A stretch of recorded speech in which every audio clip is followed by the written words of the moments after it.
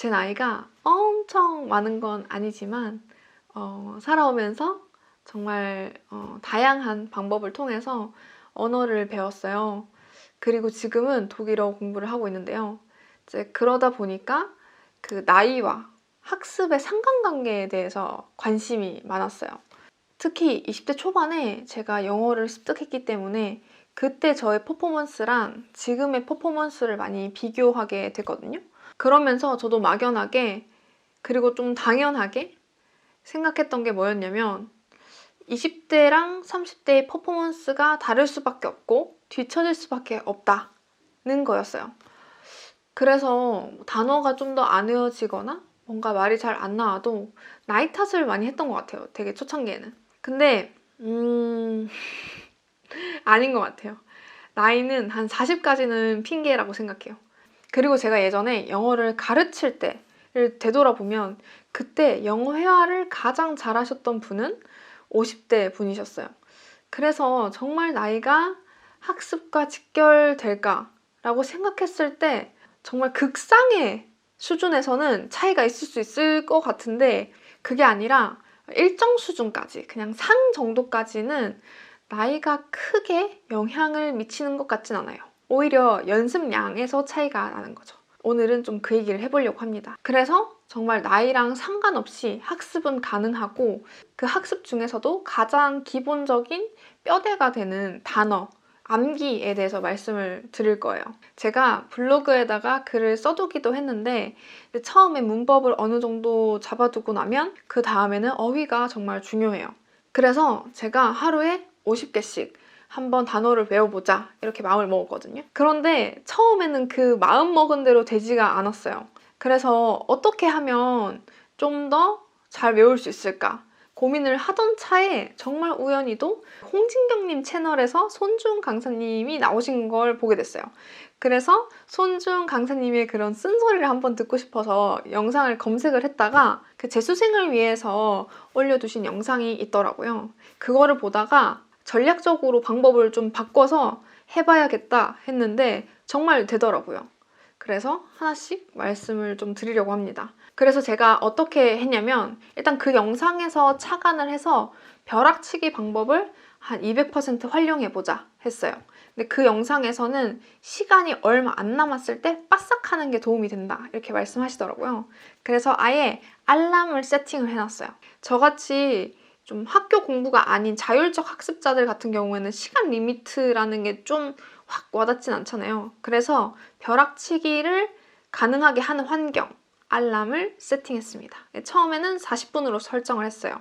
그렇게 했던 이유가 제 퍼포먼스에 대해서 정확하게 측정이 안 됐고 그런데 너무 길게 잡으면 분명히 집중력이 흐려질 거고 그래서 그 타협점으로 이제 넉넉하게는 1시간인데 일단 40분을 두고 한번 해보자 했고 지금은 30분까지 줄였어요. 이것도 하다 보면 는다는 걸 아실 거예요.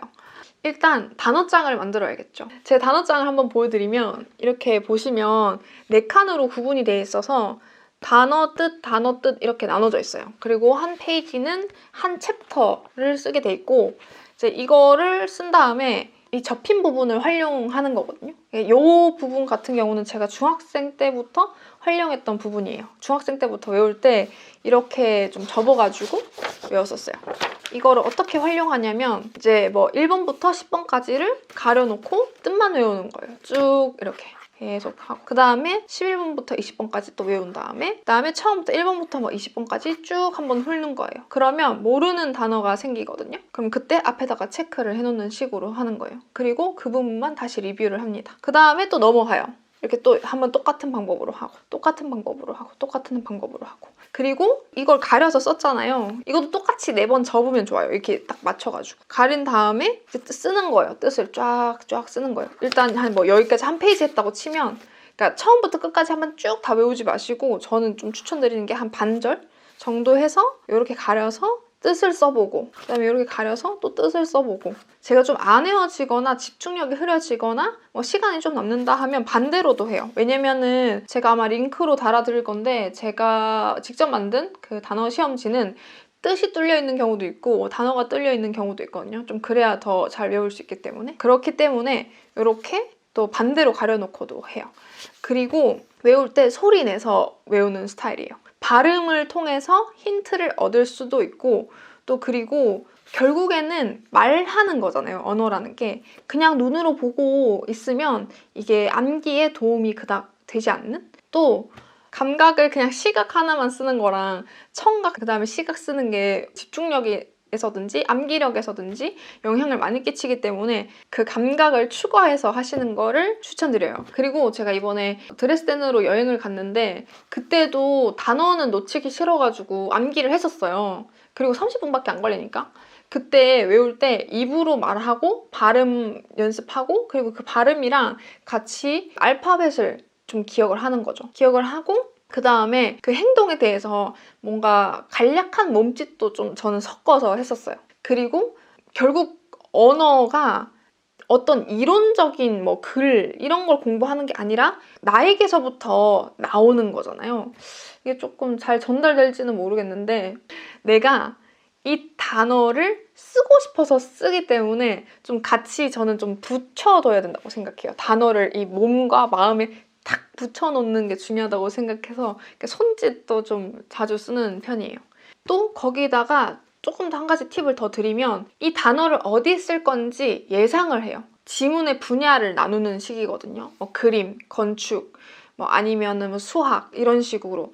왜냐면 저희가 시험을 칠 때 뭐 영어도 마찬가지고 독일어도 마찬가지고 결국에는 아카데믹한 과정을 이 나라에서 이수할 수 있느냐를 확인하는 그 시험이기 때문에 다양한 분야의 지문을 가져와요. 뭐 사회학이 됐든 교육학이 됐든 뭐 천문학이 됐든 수학이 됐든 토플이고 뭐 텔크고 할 거 없이 기본적인 베이스는 다 학문에 있거든요. 그래서 이 단어가 어디에 나오겠다 하는 그런 좀 예상을 가볍게만 하고 가요.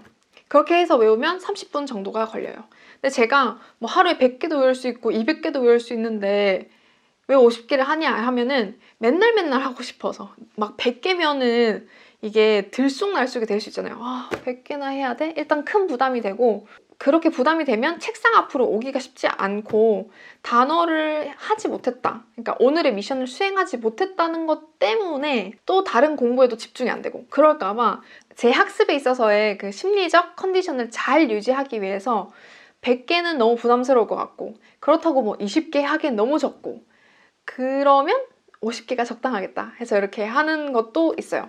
그래서 여러분이 암기를 하실 때 무작정 많이 해야 된다고 해서 많이 하시기보다는 내가 학습에 있어서 어느 정도 자존감을 유지할 수 있는 그 수준으로 하시는 걸 추천드리고, 그리고 너무 완벽하게 하려고는 하지 마세요.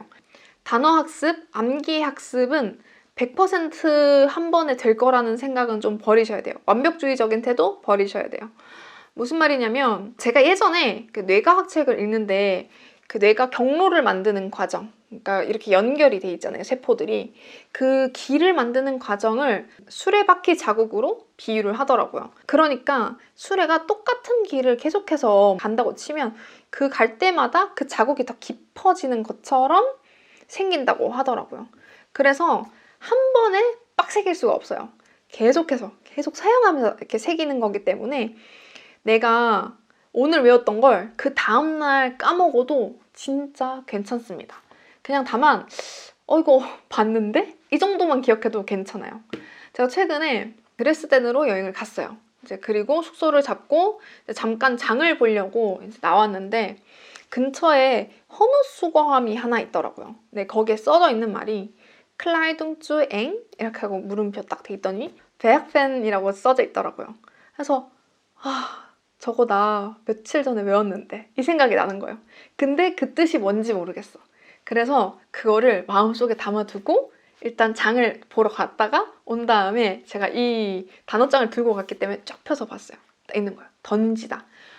나한테 던져줘. 그 옷이 꽉 껴서 안 맞으면 내 이 헌옷 수감으로 던져줘 주면 내가 이렇게 리사이클 할게. 이런 내용이었던 거예요. 근데 이렇게 외우잖아요? 그럼 절대 안 까먹어요.